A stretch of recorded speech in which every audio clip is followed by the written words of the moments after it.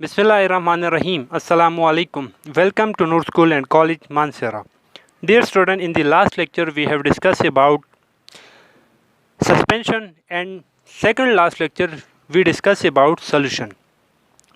Now revise the main point of suspension in order to discuss the background of our today lecture.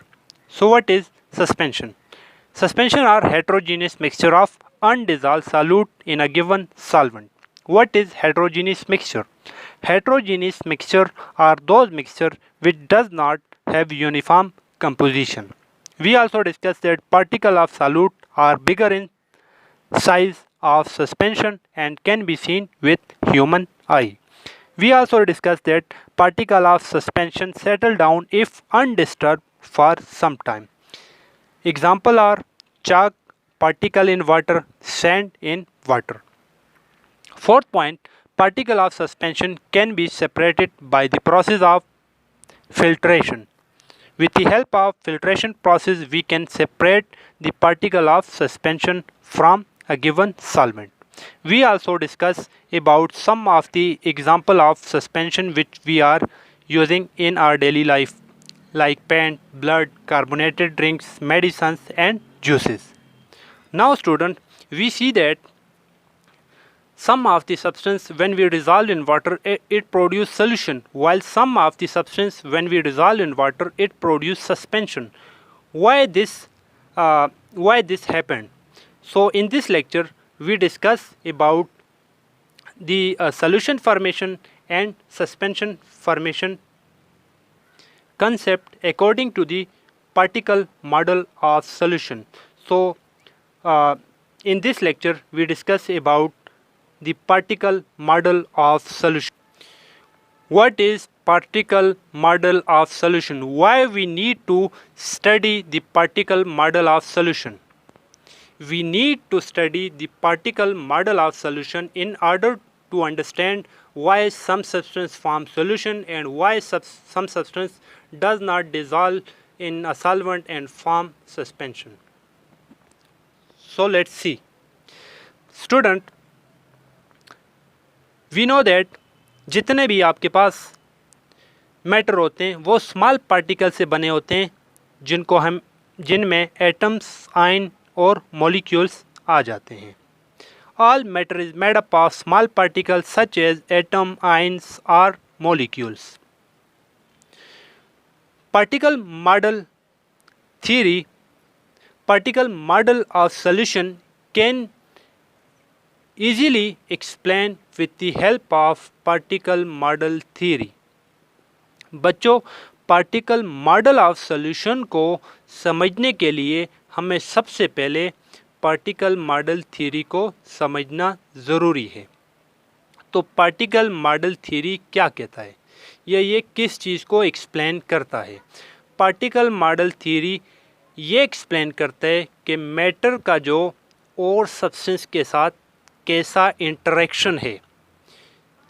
Particle model theory explain the nature of matter and their attraction with other substance. For example, मैं sodium chloride को पानी के अंदर डाल रहा हूँ, तो sodium chloride जो सब्सटेंस है उसका वाटर के साथ कैसा अट्रैक्शन है, इंटरेक्शन है या किस तरह उसके साथ अट्रैक्शन है, वीक है, स्ट्रॉन्ग है, ये आपके पास पार्टिकल मॉडल थ्योरी एक्सप्लेन करवाती है. तो आई होप आपको क्लियर हो चुका होगा कि पार्टिकल मॉडल थ्योरी हमें क्या बताती है. तो चलिए स्टार्ट करते हैं main points of particle model theory.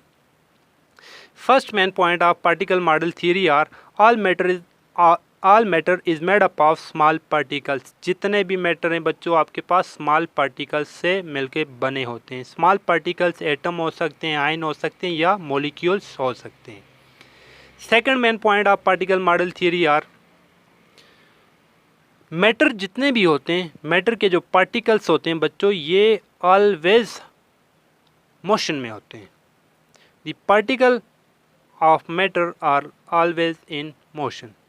Atom हो गए, आयन हो गए या मॉलिक्यूल्स हो गए, या तो ये वाइब्रेट करते हैं या ये मोशन करते हैं. Third main point, the particle have space between them.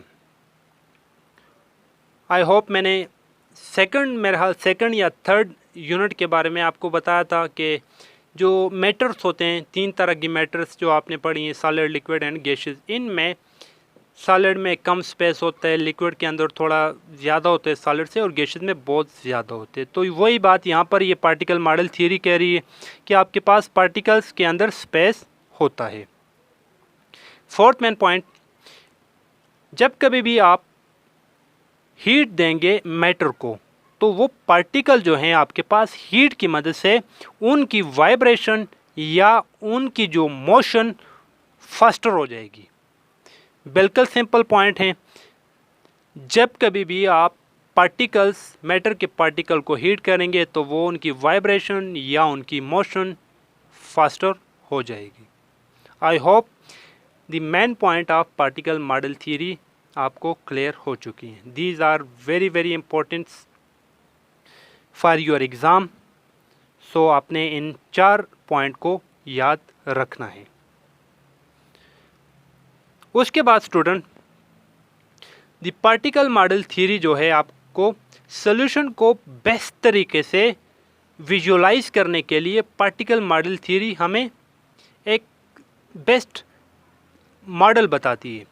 ठीक है, द पार्टिकल मॉडल थ्योरी जो है आपके पास सॉल्यूशन को समझने के लिए या विजुअलाइज करने के लिए एक यूज़फुल वे बताती है। वो यूज़फुल वे क्या है हम थोड़ी देर बाद डिस्कस कर लेंगे। तो when solute is add in a solvent, the solubility depend upon solute solvent interaction. अब भी ज़रा पहले मैंने आपको बताया स्टूडेंट कि जब कभी भी मैं सब्सटेंस को किसी सॉल्वेंट के अंदर डिज़ोल्व करूँगा तो वो उसकी सॉल्युबिलिटी, उसकी हल पजीरी, उसके अंदर हल होकर सॉल्यूशन बनाएगा, हल नहीं होगा सस्पेंशन बनाएगा। वो डिपेंड करता है एक चीज़ के ऊपर, और वो चीज़ आपने ज़रूर याद रखनी है, वो है सॉल्यूट सॉल्वेंट का आपस में interaction. What? Note this point, this is very important point. When solute is added in a solvent, the solubility depend upon solute solvent interaction. I hope it is clear now. कोई solute solvent के अंदर dissolve होगा, ये भी depend करते है कि solute और सॉल्वेंट का इंटरेक्शन कैसा है। कोई सॉल्यूट सॉल्वेंट के अंदर अनडिज़ोल्व होगा, वो भी डिपेंड करते हैं कि सॉल्यूट सॉल्वेंट का इंटरेक्शन किस तरह है। अब हम देख लेते हैं कि इंटरेक्शन किस किस्म का होगा तो सॉल्यूट डिज़ोल्व होगा, अगर इंटरेक्शन किस किस्म का नहीं होगा सॉल्यूशन डिज़ोल्व नहीं होगा। तो चलिए देख लेते हैं। तो student, the solubility and non-solubility depend upon the attractive force between solute and solute solvent particles। तो बच्चों, ये जो solubility है और non-solubility ये डिपेंड करती है solute solvent का अट्रैक्शन और solute का solvent के साथ अट्रैक्शन। मान लें मैं सोडियम क्लोराइड लेता हूं, तो सोडियम क्लोराइड के जो मॉलिक्यूल होंगे इनका भी आपस में अट्रैक्शन होगा, उसको बोलेंगे सॉल्यूट अट्रैक्शन। और जब मैं इसको पानी के अंदर डालूंगा तो उस केस में सॉल्यूट का पानी के साथ जो अट्रैक्शन होगा उसको मैं बोलूँगा सॉल्यूट सॉल्वेंट इंटरेक्शन। तो ये जो सॉल्यूट सॉल्वेंट इंटरेक्शन और सॉल्यूट सॉल्वेंट का अट्रैक्शन है, इसी के बेस पे या तो सॉल्यूट डिज़ोल्व होगा या उसकी सॉल्युबिलिटी होगी या उसकी सॉल्युबिलिटी नहीं होगी। तो उसके लिए रूल क्या है, चलिए हम देख लेते हैं। अगर आपके पास सॉल्यूट पार्टिकल का जो अट्रैक्शन है वो सॉल्यूट सॉल्वेंट के अट्रैक्शन से वीकर है, तब आपके पास solute will be soluble in a solvent. Solute का फॉर एग्जांपल नमक को मैं पानी के अंदर डाल रहा हूँ, तो ये जो नमक है इनके मॉलिक्यूल का आपस में जो अट्रैक्शन है वो अगर सॉल्यूट सॉल्वेंट के अट्रैक्शन से कम होगा, मान ले सॉल्यूट सॉल्वेंट का अट्रैक्शन कम है और सालूट को मैंने पानी के अंदर डाल दिया, उस पानी के साथ सालूट का जो अट्रैक्शन है वो ज़्यादा है। अगर साल्वेंट के साथ अट्रैक्शन ज़्यादा होगा तो वो आपके पास सालूट जो है उस साल्वेंट के अंदर सॉल्यूशन बनाएगा। रूल नंबर फर्स्ट याद रखने, दो ही रूल है, मैं आपको ट्रिक बता देता हूँ किस ट्रिक से आपने इसको याद रखने। फिर पहले समझ लेते हैं। पहला क्लियर हो गया, इसके अपोजिट लिख लें तो आपको दूसरा भी क्लियर हो जाएगा। एक क्लियर हो जाए तो दूसरा आपको इजीली क्लियर हो जाएगा। फिर से समझ लेते हैं।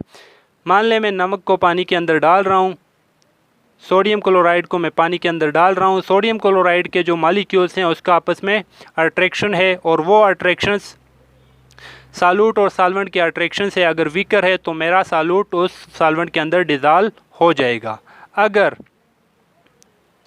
अगर मेरा सालूट का अट्रैक्शन, मान ले मेरा NaCl का जो अट्रैक्शन है, सोडियम क्लोराइड जो सालूट है उसका मेरा अट्रैक्शन पानी में सालूट को साल्वेंट के साथ जो अट्रैक्शन है उससे ज़्यादा है, सालूट साल्वेंट का अट्रैक्शन जो है वो वीकर है सालूट अट्रैक्शन से, उस केस में मेरा सालूट पानी के अंदर डिज़ॉल्व नहीं होगा। क्लियर होगी बात? चलिए डायग्राम की मदद से आपको मैं इजीली समझा पाऊँगा।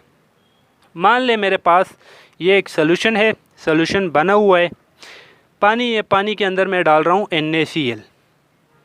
ठीक है, मान ले NaCl एक मॉलिक्यूल, NaCl दूसरा मॉलिक्यूल। ये NaCl का आपस में क्या है? अट्रैक्शन है। इस अट्रैक्शन को क्या बोलूँगा मैं? सालूट अट्रैक्शन। सालूट का आपस में अट्रैक्शन है। इसको मैंने पानी के अंदर डाल दिया, पानी के अंदर इसको डालूंगा तो इसकी अट्रैक्शन ख़त्म हो जाएगी और पानी के साथ इसकी अट्रैक्शन शुरू हो जाएगी। अगर पानी के साथ इसकी अट्रैक्शन ऐसे होगी, देखें H2O NaCl, पानी के साथ इसकी अट्रैक्शन होगी। अब स्टूडेंट, अगर पानी के साथ जो ये अट्रैक्शन है अगर ये ज़्यादा है तो सालूट डिज़ॉल्व होगा। अगर पानी के अंदर साल्वेंट का अट्रैक्शन ज़्यादा है as compared to solute attraction, so in that case our solute should be dissolved into water। Second case, अगर मेरे पास ये सालूट का अट्रैक्शन ज़्यादा है as compared to solute solvent के अट्रैक्शन से, तो उस केस में मेरा सोडियम क्लोराइड पानी के अंदर डिज़ॉल्व नहीं हो पाएगा। So very simple rule, if the force of attraction of solute particle is weaker than solvent particle, in that case solute will be soluble in water, and if the force of attraction solvent particle is weaker than solute particle, in that case solute will be insoluble in water। इनको याद रखने के लिए एक ही line आप ये याद रख लें, आपको इजीली याद हो जाएगा। अगर सालूट का अट्रैक्शन ज़्यादा है सालूट साल्वेंट अट्रैक्शन से तो वो सब्सटेंस आपके पास इनसॉल्युबल होगा। अगर आपके पास इसको उल्टा कर लें तो आपके पास सॉल्युबल हो जाएगा। तो स्टूडेंट, आज के लेक्चर में यही, इससे ज़्यादा मैं आपको नहीं बताऊंगा क्योंकि आपको फिर बर्डन हो जाएगा। तो एक बार फिर मेन पॉइंट्स को हम रिवाइज कर लेते हैं। स्टूडेंट, आज के लेक्चर में के मेन पॉइंट्स है, first main point is what is particle model theory. As we know that matter is made up of small particles, that is called atom, ions and molecules. Particle model of solution can be explained best with the help of particle model theory. Particle model theory explains the nature of matter and their attraction with other substance. Second main point is, what are the main points of particle model theory, which are very important question. All matter is made up of small particles. The particles of matter are always in motion. Third, the particle have space between them. Fourth, adding heat to matter make the particle move faster. These are the main point of particle model theory. Third, which are very important, rule of solubility versus non-solubility. कब आपके पास कोई सालूट soluble होगा और कब आपके पास एक सालूट insoluble होगा। तो स्टूडेंट, उसके लिए हमने 2 रूल पढ़े। If the force of attraction of solute particle is weaker than solute solvent particle, then in that case solute will be soluble in solvent. Second rule, if the force of attraction like solute solvent particle is weaker than solute particles, in that case solute will be insoluble in a given solvent. So student, these are the main points of our lecture. तो student आपने ये जो दो rules हैं आपने इसको याद रखना है। इसी के बेस पर आपसे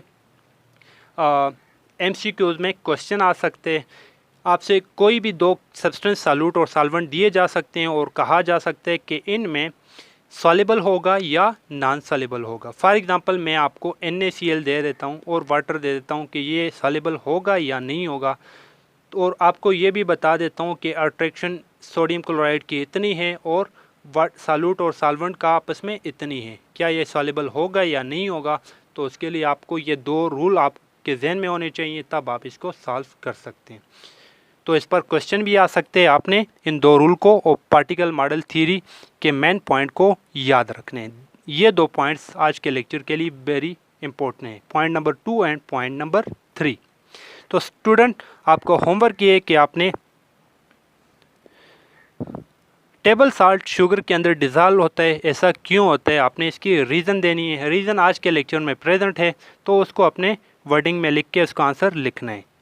second, right the main points of particle model theory. Particle model theory के जो मेन पॉइंट्स है इसको आपने लिखना है और उसको याद रखना है। तो स्टूडेंट आई होप आपको सब क्लियर हो चुका होगा। इसके अलावा कोई क्वेश्चन हो तो आप मुझसे पूछ सकते हैं। थैंक यू, अल्लाह हाफिज़।